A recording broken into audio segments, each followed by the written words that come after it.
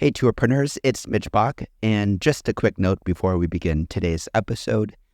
Tourpreneur is currently sponsored by Google. We're thankful for their support of our community, and we are offering with them a completely free course helping you unlock the power and potential of Google's Things to Do program, which is specifically helping tour operators add their tours to Google in new ways that gives you new exposure and more direct bookings. To learn more, go to tourpreneur.com/Google. And as always, show notes, more resources, links to our newsletter, our business coaching community, and so much more are available on tourpreneur.com. Now to the episode. Trade fairs have worked for us recently, but although we attended more trade fairs at the beginning of our journey, and a lot of that, I guess, was about just trying to build brand awareness and get ourselves on the map, they weren't necessarily cost effective in sense of getting a return on them. But the trade fairs that we've attended post-pandemic and a couple pre the pandemic has been about the groundwork that you do building up to the trade fair. So it's not just a case of registering to attend. It's also about the preparation and connecting with people, setting up appointments before you even leave your own destination.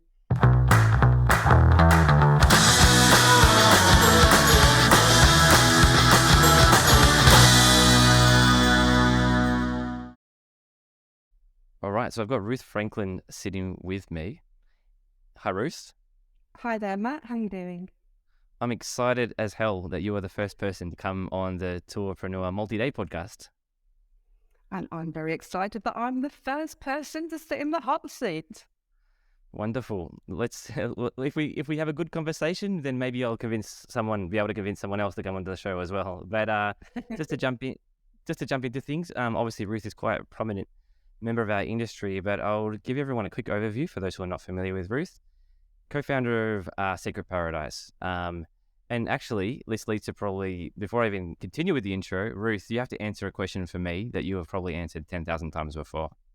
Can you guess what the question is? Oh my gosh, how did I end up here? Where am I? Is it the Maldives or is it the Maldives? Maldives. Oh shit, I didn't even get both of my options were wrong.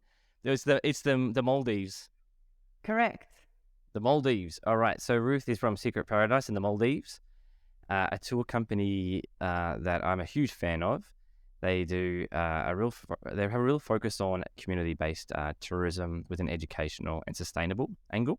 So the Maldives is obviously quite famous for resorts sitting on top of the water, but the Maldives is actually much more than that and has a really interesting culture, heritage, cuisine, and that is what Ruth has been living for the last 10 years, ensuring that people can get access to the culture and heritage of the Maldives, oh my God, as well as really having developed a passion for sustainability as well. She's working with the local community to help protect the ocean and marine life.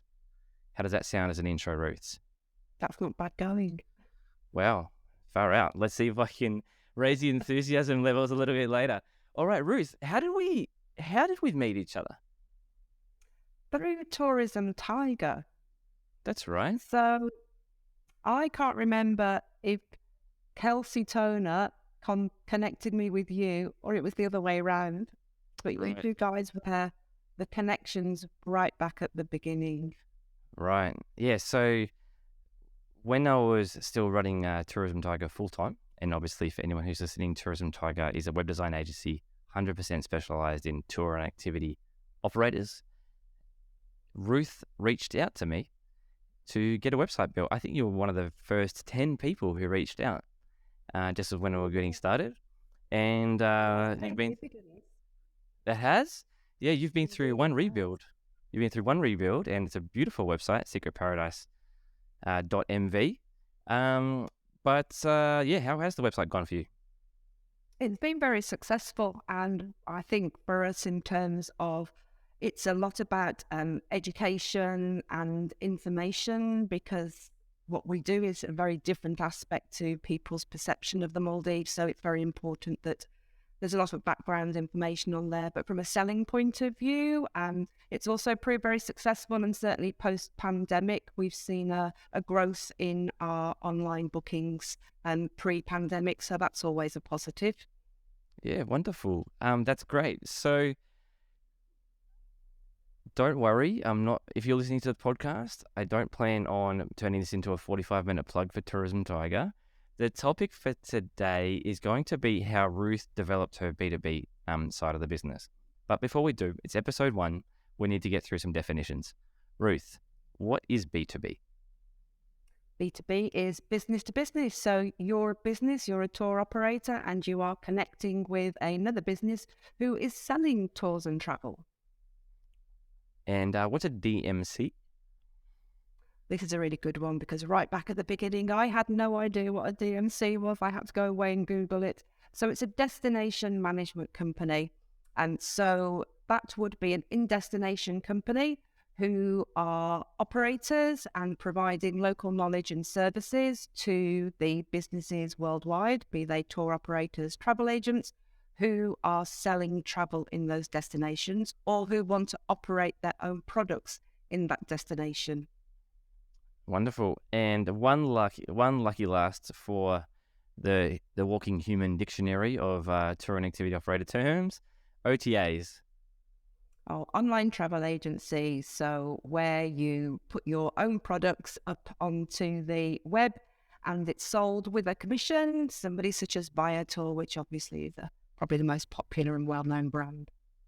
Awesome. So Ruth, your business, did you start out selling directly to consumers or as a B2B? What was your first sales channel? Okay. So I came into tourism from a retail background. So I had no understanding of tourism and travel other than having been a guest myself in destinations. So all of this was very much new. So we started with a two-pronged attack. So we started as a B2B business. So utilizing a website and pre-Tourism Tiger, and also putting products on TripAdvisor, Viator at that time. But we also looked at how we were going to go down a B2B point of view. And for me, I guess I started looking at who I'd traveled with, who was operating in the Maldives or who wasn't, as the case was, because it was such a new part of the industry when we started. Local island tourism was really in its infancy. So I looked at operators in Asia, in other destinations, who were operating tours in those destinations, who were the names that I was familiar with, who were the names that I wasn't familiar with, and made a wish list of 10 operators that I wanted to work with so that we would partner with them. So that's really how it all started. Didn't have a strategic approach at all, but knew that we needed, as a new business, to perhaps focus on both areas in order to gain the best rate of return. Awesome. So you've actually probably talked yourself down a little bit there by saying you didn't have much of a strategy. You just reminded me of a book by Chet Holmes. It's actually one of the most famous sales books ever written. It's called The Ultimate Sales Machine. And one of the things he actually nominates in that book as a strategy is to pick your 100 dream clients in order to sell to. So you've picked 10 to start with, which I think is a wonderful way to go about things, because if you're just starting out, you don't even know what your ideal customer even necessarily looks like. All right. So Ruth, you've you figured it out yourself. You don't need to read these books. Ruth, you could write these books. And maybe there will be a book someday. Okay. So like I said, though, the topic of this episode is B2B. So we won't talk too much about the B2C stuff today. That's pretty well covered, or will be covered, I should say, in many of our future episodes with other guests. The reason, Ruth, specifically, I wanted to talk to you today is I've been interacting with you for a very long time, on and off, for about 6 or 7 years. One thing I've noticed is just how well you've got your processes buttoned down, and how methodical you are at going about things in your business compared to most tour and activity operators that I've interacted with. So what we're going to be doing in this episode is talking to you about, obviously, I think we'll start with just by learning how you went with those 10 initial operators you contacted, and then we'll just delve into the lessons that came out from there. We'll be talking in this episode about trade shows and LinkedIn and destination representation, something companies. Ruth will give us the official name later for those. And this is going to be a great chat. So Ruth, is that really where you got started? You started with the list of 10, and then what happened? So having come from a retail background, I was familiar with SOPs and health and safety and all of that aspect. And I guess coming from a UK market, I was also aware that people operating out of UK and Europe in particular also ensured that they had this type of information and procedures and policies in place. So part of our starting process was about ensuring that we had a standard operating practice, that we had a guide handbook, that we had health and safety manuals, risk assessments for the 2 tours that we were launching with, and that necessary operating licenses for the destination and public liability insurance. So for me, that was the foundation of everything else that we were going to do. And also documents that we still work with today. And as we have grown and as we have learnt, we have changed and updated those documents accordingly. But if you start a conversation with a business who perhaps you want to act as the operator in country, but they're going to sell the product under their brand, they will certainly be the documents that they're looking to ensure their partner has in place. So if you haven't got them in place, now's the time to get them in place before you start channeling your energy into making the connections. And then secondly, it was about having some form of pitch deck so that you could easily share that through an online connection or send it out with an email. And it's something that I now use when I go to trade fairs, but something that's quite succinct. It isn't lots and lots of pages, but gives an understanding of your business, your brand, your values, your products and your services. So in a nutshell, what can you provide to that prospective partner? So 10 years ago, I just did cold calling emails at that stage of the game. Wow. I love this. I love this perspective, actually. I love this perspective. You've got this from day one. You've come into this game with the mentality of, how do I make it as easy as possible for the potential client to say yes? I guess so, because I think when you consider a consumer, and more so now post-pandemic, they want to know what procedures are in place, what safety procedures, particularly in the last 2 years, probably beginning to trail off now. But you will have those clients who want to dot all the I's, cross all the T's, and will ask questions about, what are you? What have you got in place? Are you registered? Do you have insurance? Right. So for me, it was about ensuring that they were in place right at the beginning, because if I didn't, then there were perhaps potential opportunities that I would miss along the way, because I'd have to backtrack to get documents in place and miss perhaps the timing and opportunity to work with somebody. Great. So we're going to be going into a lot of detail on all this sort of stuff. Don't be afraid, dear listener. We're going to be poking at every single last detail so you can walk away with all the information you need. So the first question I know that a lot of people will have will be risk assessments. Many tour activity operators probably have never heard of this as a thing, and maybe have never been requested this as before. Do you have any tips for someone to go about developing their first risk assessment? Yep. Think about it in terms of through the client's eyes as opposed to through your necessarily operational eyes. And as a client, what are they going to be asking you? So consider the various aspects of your tour from start to finish and what is involved. So is there transport? Is there a water activity? Is there a motorized activity? Does weather, does the geographical location, and do all of those have an impact or could have an impact on your particular tour? and then rate them as red, which would be high risk, amber, and then green, which would be low risk. And think about how you can minimize the risk. So what actions can you take as an operator to minimize that risk? So that could be about having your guides conduct checks. It could be about completing an audit. It could be about having contacts in particular places so that you can check back for weather conditions, ocean conditions, etc. So I would say from a starting point, view it through the eyes of a client. Secondly, keep it simple.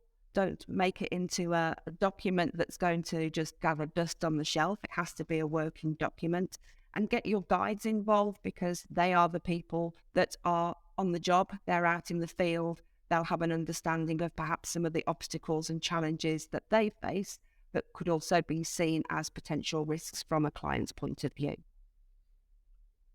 Have you ever found any good examples from the internet in the sense of, are there any resources you could recommend for someone who's actually interested in exploring risk assessments? Is it something that people do by themselves, or is it something to do with professional help?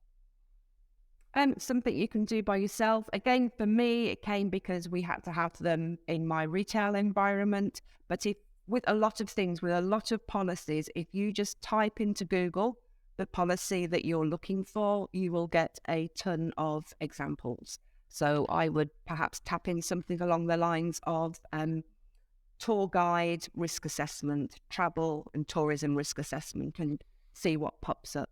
But for sure, when you're working with a brand name, that's something that they also share with you. So for us, as time went on and we started working with operators, we were able to ensure that we were covering the risk requirements and assessments that were asked of us by particular operators. And it does vary from business to business.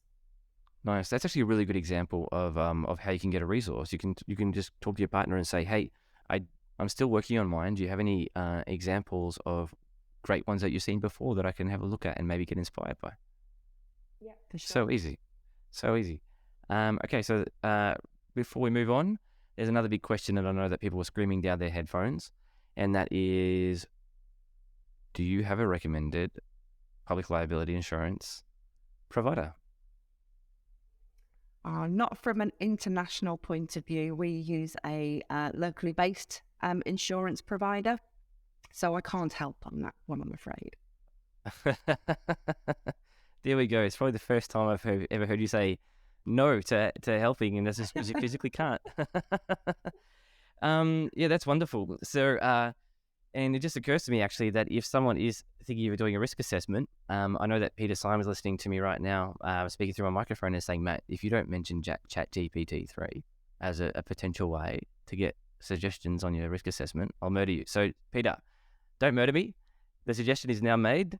You can also probably use that as a compliment to Google in your searching. So Ruth, let's go back to the story. I want to know what happened. You set this amazing foundation, a very professional foundation before you even started going out to talk to potential operators. What happened next? So I sent out cold call emails to businesses, or I went through their contact on the website, which isn't necessarily the right approach because it's generally the product managers that are going to be sourcing the tours. But for me, it was a start to look into if we could make a connection, or would they point me in the right direction of the appropriate person. And I would do it quite differently now based on what I've learnt.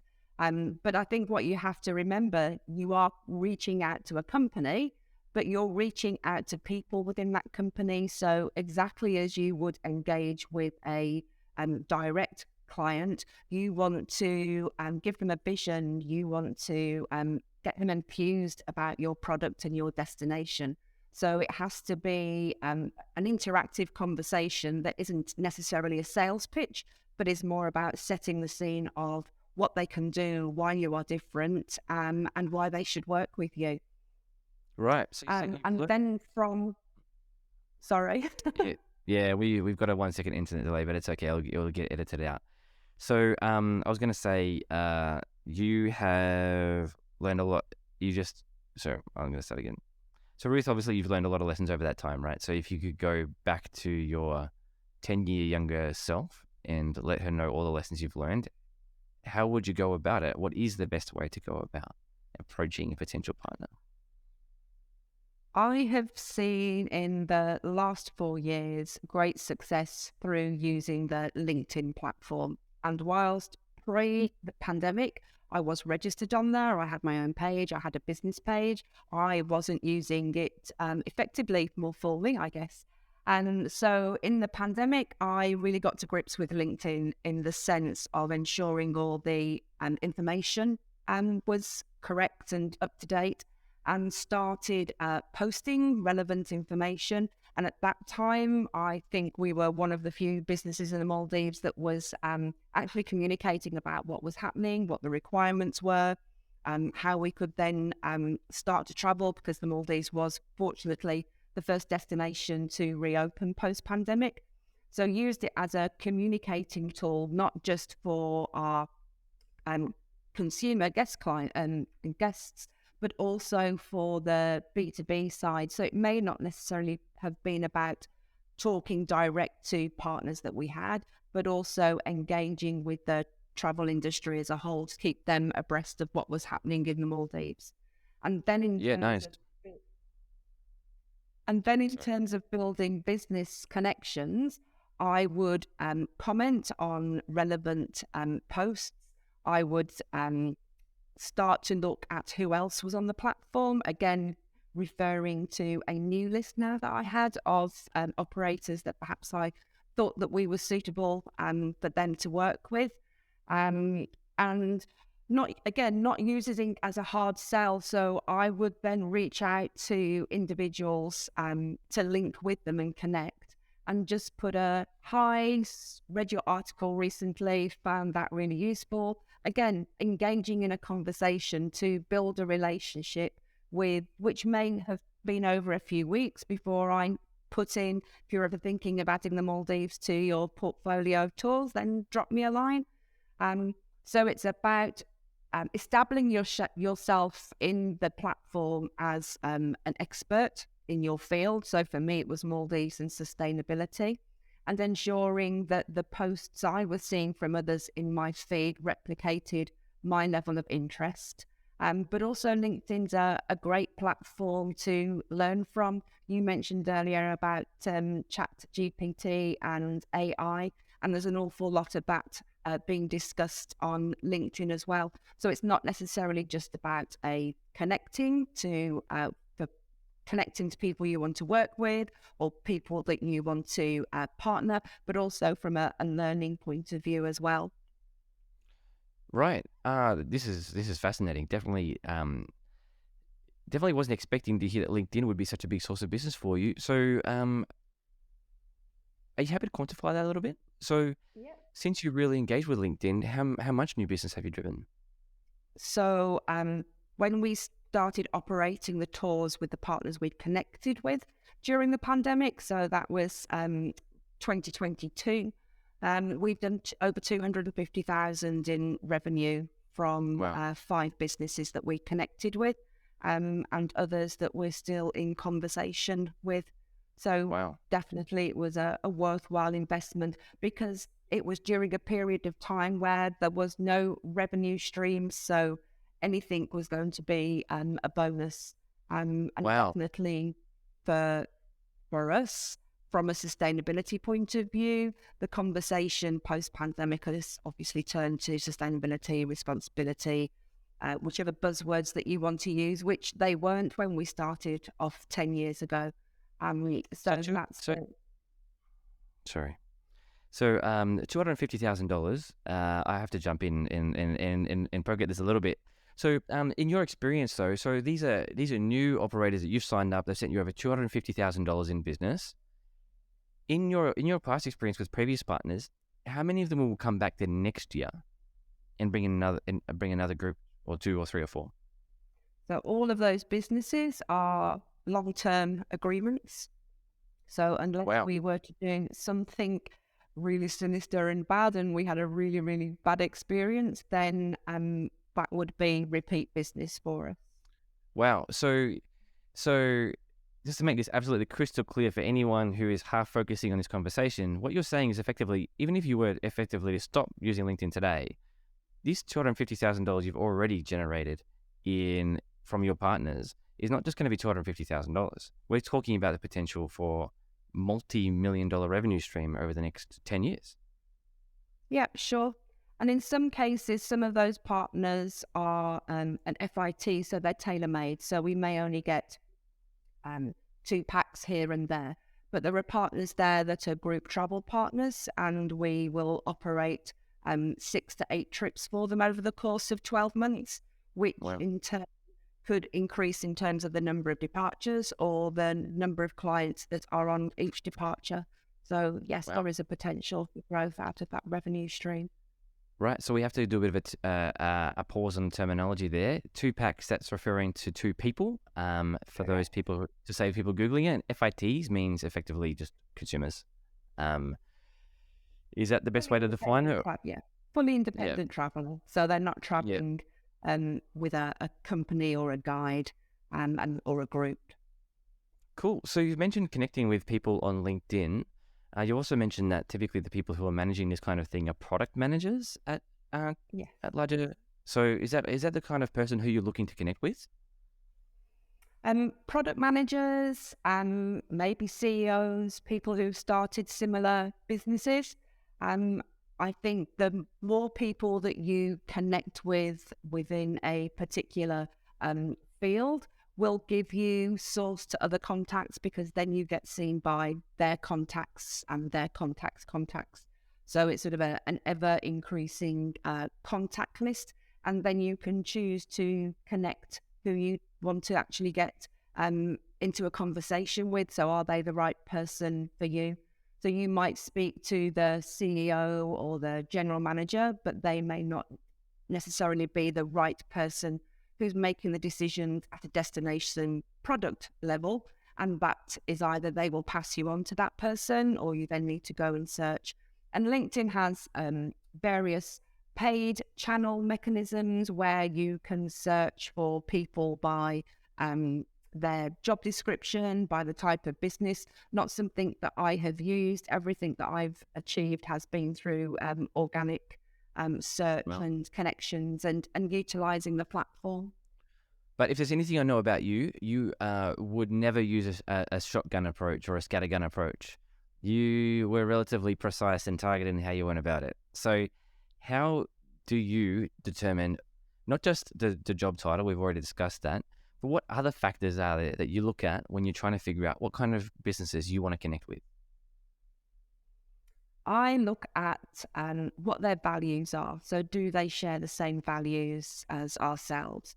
What type of tours are they operating? So because we're based on local islands, we wouldn't necessarily go after somebody who's in the luxury market.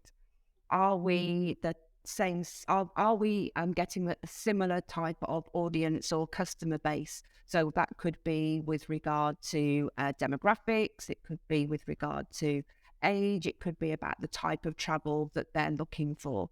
So again, looking at, I guess it's a little bit like going for a job interview. You wouldn't turn up at a job interview not having done your research with regard to the company that's going to be interviewing you. So the same process that you want to get to understand that business, where it sits, and then where your synergies lie, so that you can really put yourself forward as a suitable candidate to work with them or to operate on their behalf. But you're not really looking at a hard sell here. To give you a counter example, there's an Albanian business that's trying to get through to me right now. The first time they got my phone number from somewhere. They tried to call me at about 11 p.m. my time. I canceled the call and I said, who's this? Via text. And I told him, look, it's, literally, I'm going to bed, but maybe we'll catch up at another time. 1 week later, the guy calls me at 4 a.m. And that is obviously one end of the spectrum. You're at a completely other end of the spectrum. We're not talking about hard sells here before anyone really gets a misconception. You're much more about trust and relationship building. Is that right?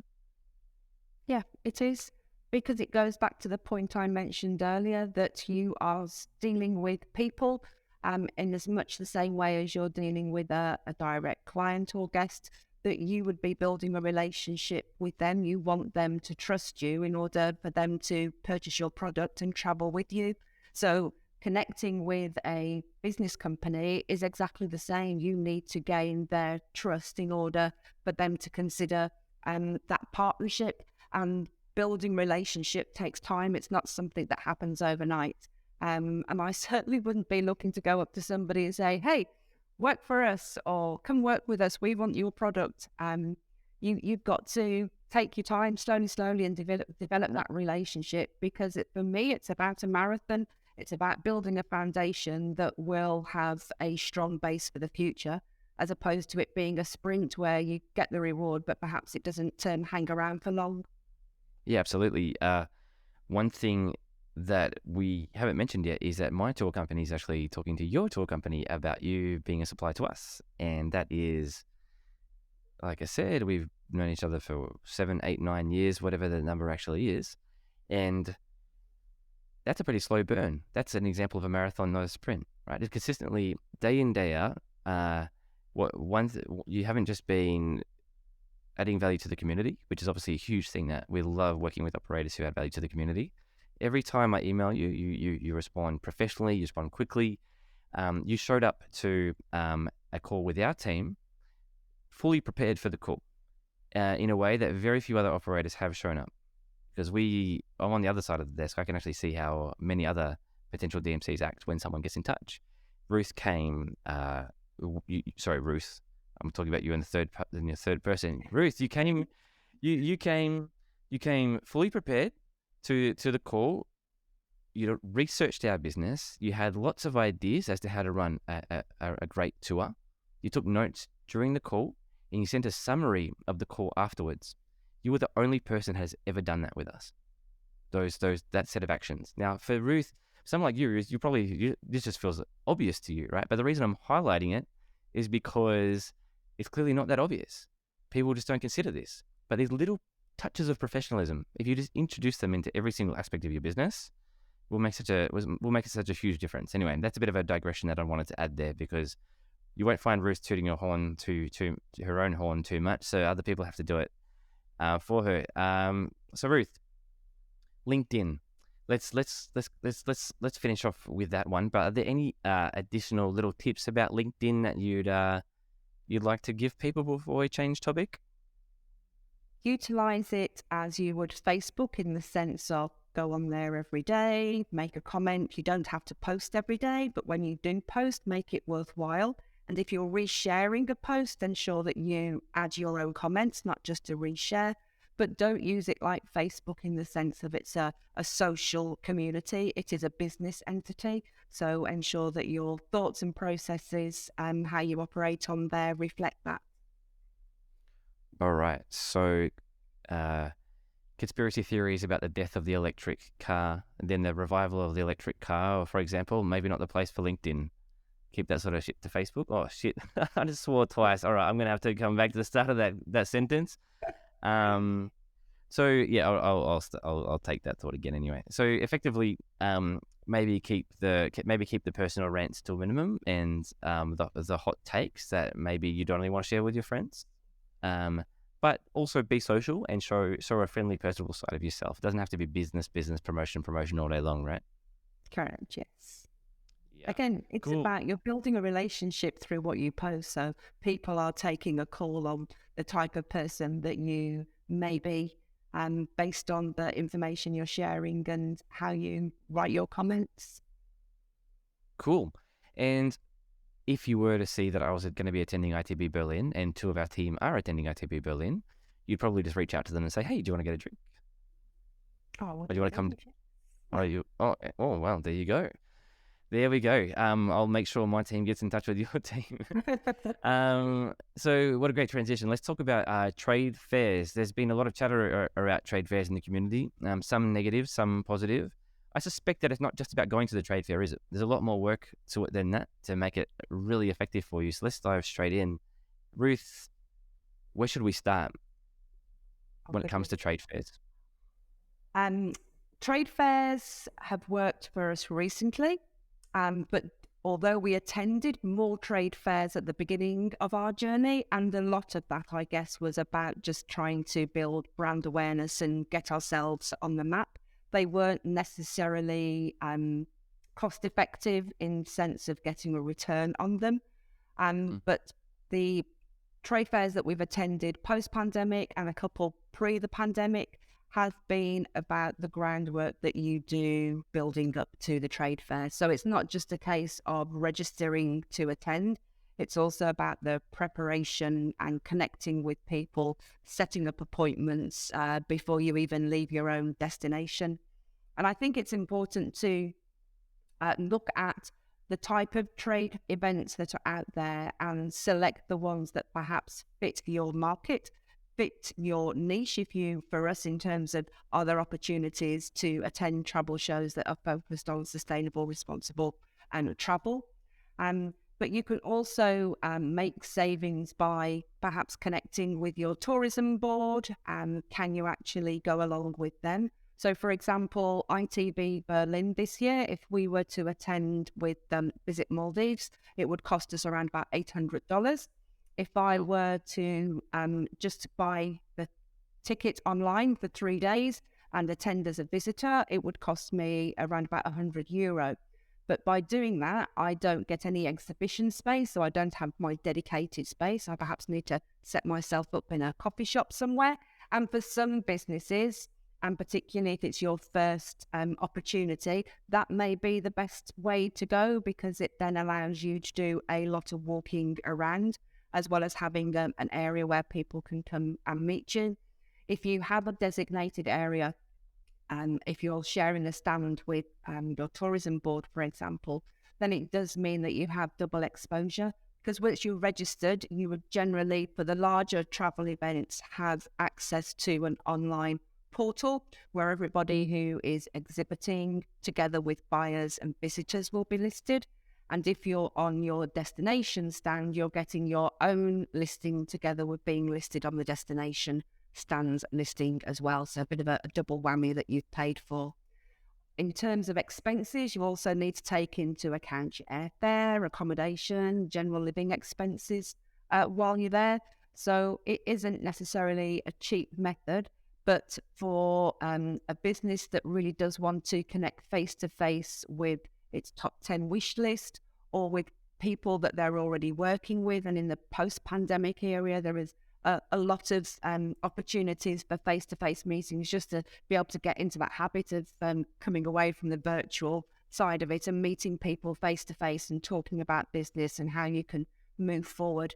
And in general, trade fairs are a great way to connect with people. So when you're standing in a queue waiting to buy your coffee, talk to the person in that queue, because they too will be involved in travel in some format. Yes. They may not be the person that you need here and now, but they could be a contact that you can reach out to further down the line.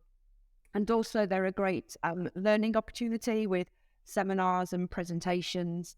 So be sure to take those opportunities away where you can listen to experts and perhaps take some learnings that you can put into action within your own business. Wow, that's an amazing set of tips. So $500 or $800 to me sounds like an amazing investment, given that you're already putting so much money into flights anyway.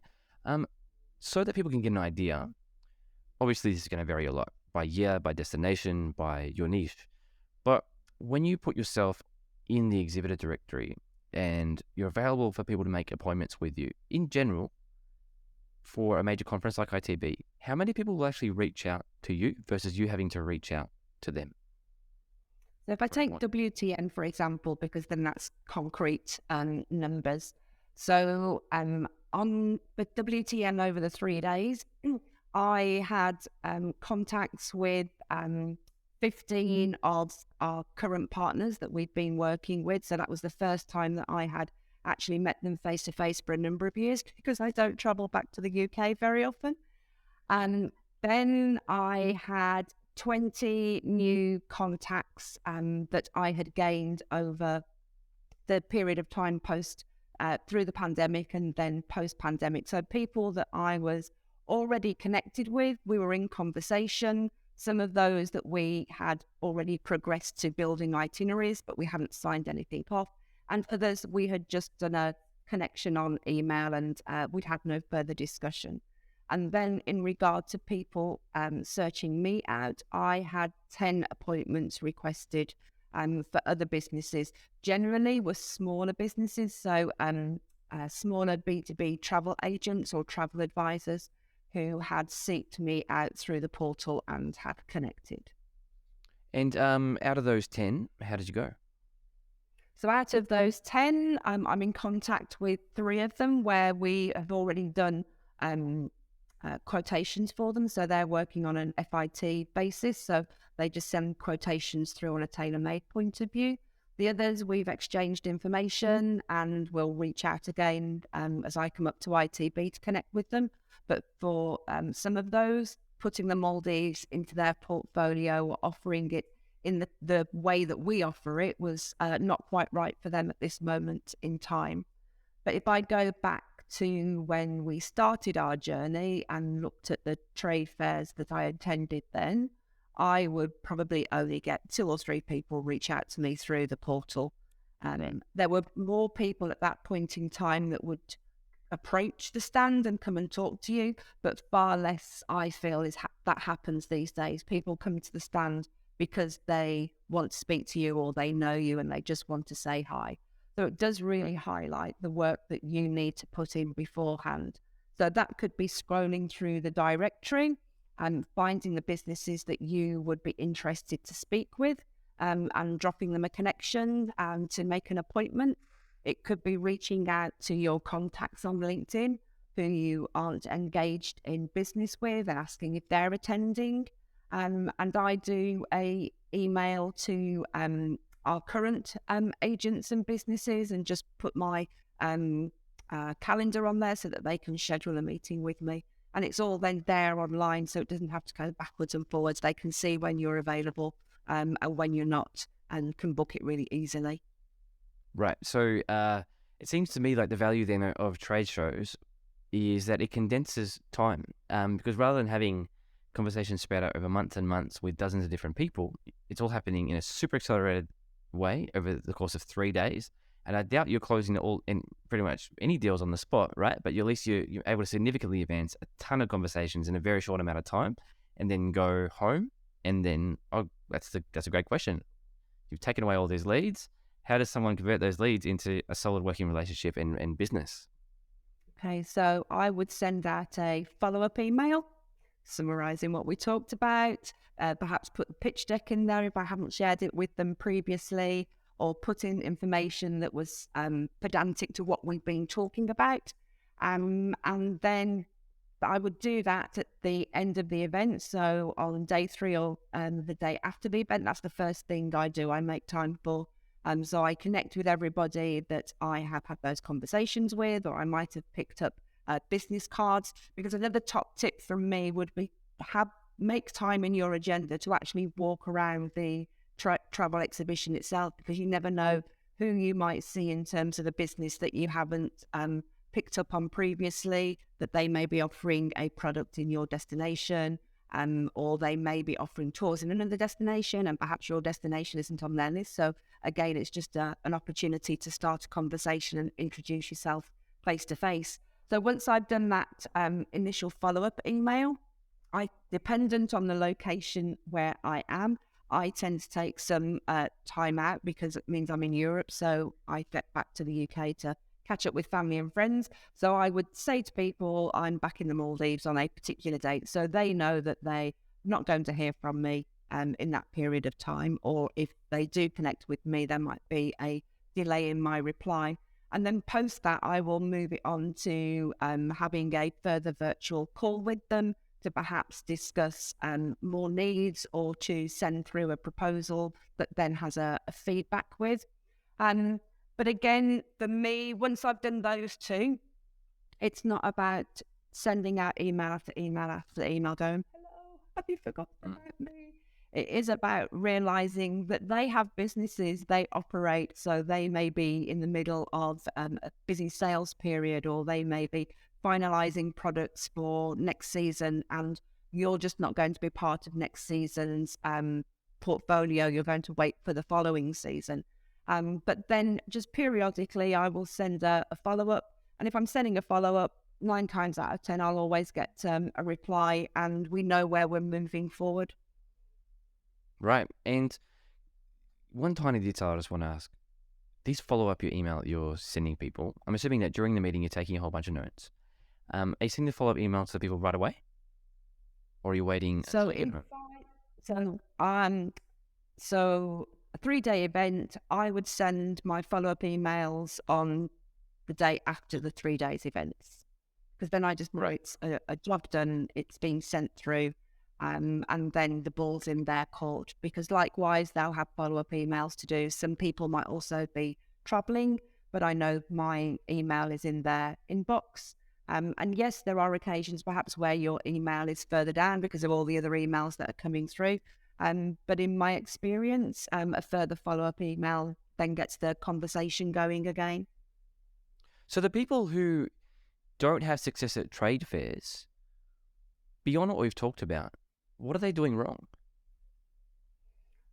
My guess would be that they're not doing any pre-work, or they're not doing sufficient pre-work. They're not researching, and their expectation is to rock up at the event, have their stand, and expect people to be coming to them to say, hey, we want to work with you, which now I believe isn't the case. It doesn't work like that. As an operator who has a product to sell or a service to sell, you have got to make that connection for people to be aware of you, because the market out there is vast, isn't it? I know that I'm very fortunate in the Maldives in that I have very limited competition with the type of travel that we do. But I can imagine being an operator in another destination where on every street corner there's another tour company that's doing something similar. So you have really got to do your homework to share what your USPs are and what value you can add to somebody else's business if they were to work with you. USP being unique selling point, the key things that make your business different, is that right? That's right, yes. Awesome. It's amazing how easy it is to slip into all those little industry terms, isn't it? So, wow, hugely valuable information. I know we could talk for another 45 minutes, and maybe we'll have to do that on another day. But I want to come back to the start of your story. You named 10 people. You said you named 10 companies that you wanted to work with. 2023. How many of the 10 are you working with today? 9. And the 9. one operator that we're not working with is because they don't have the Maldives in their portfolio. And at present, they don't feel that the Maldives is right for their portfolio. But still in contact with them, we connect, we share messages every once in a while. I'll ask if they're going to ITB, because I'm sure that time will come when we will connect. It's all about this marathon. Right. So these out of these 10 operators, how many would you say are sending their product managers or at least representatives to WTM London or ITB Berlin? All of them, for sure. All of them. Yeah. So if you're going to trade shows and no one's talking to you, it's not because the fish aren't there to bite, right? It's probably because they don't know about you, because they won't necessarily have been on the portal and gone through everybody that's visiting, because for them it's about people coming to them or connecting with destinations that they're already working with. Or they may very well be going out and connecting at a higher level with the destination tourism boards and so on to understand about the destination and find out who's operating there and who their recommendations would be. So I keep on having questions that come into my mind. So I'm going to throw out a couple more bonus questions before I sign off. Have you ever had to filter out an operator that came to you interested in doing business, and why? Yes, and certainly in recent years we do that primarily because we want the businesses that we work with to have the same values as ourselves. So they need to have a sustainable tourism policy in place. So with the big brands, that's sort of a no-brainer. They do have those policies in place. But where we have smaller businesses or travel agents that are connecting with us, wanting to sell our product, and we do now ask for their sustainable tourism policy. And if they don't have a sustainable tourism policy, then we won't work with them in the here and now. But we send them a couple of links that link back to two websites that are focused on sustainable tourism and sustainable tour operators, so that they can start working on a sustainable tourism policy. And that ultimately, for us, it's about spreading that knowledge and awareness about sustainability and to other people within the tourism industry. Wonderful. Wonderful. Ruth, Franklin, thank you so much. If someone wants to get in touch or follow you, I feel like the answer is very easy. They're going to need to find you on LinkedIn. Is that right? Indeed, yes. I'm there just as Ruth Franklin. Absolutely. All right. Thank you so much, Ruth. You're welcome, Matt. It's been great to chat with you.